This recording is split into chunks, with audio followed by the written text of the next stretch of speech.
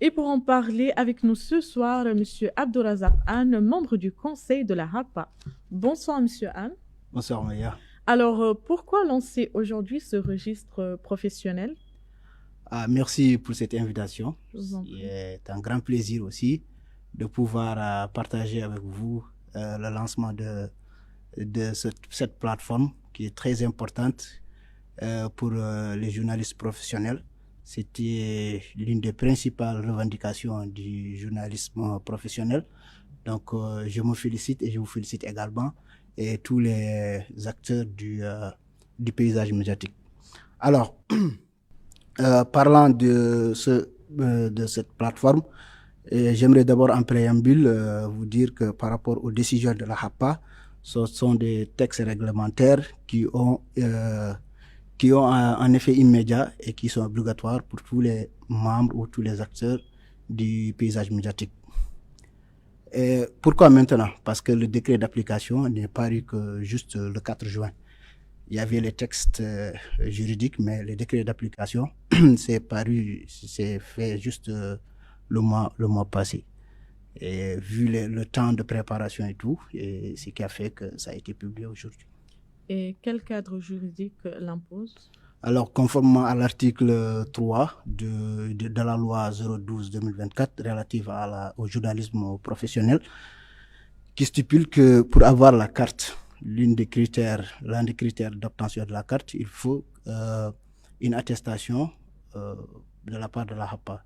Le journaliste doit avoir une attestation certifiée qui vient de la HAPA. Mais pour cela, il faudrait recevoir les documents, les traités pour pouvoir délivrer cette attestation.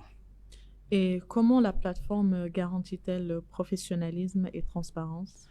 Laissez-moi vous dire un peu par rapport à la politique de la digitalisation qui permet de rationaliser les efforts, mais aussi c'est plus efficace, de rendre efficaces et efficients les efforts et l'action de la HAPA de façon globale.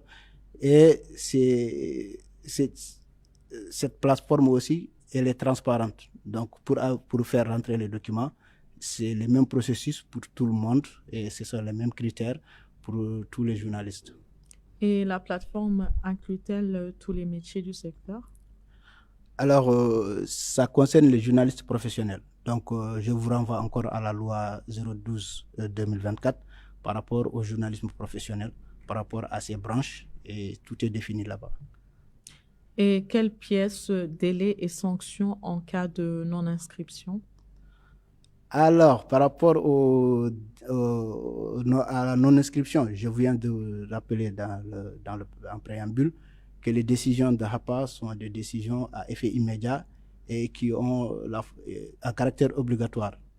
Et actuellement, ce sont les institutions, l'administration des institutions qui ont accès à la plateforme pour enregistrer leurs journalistes.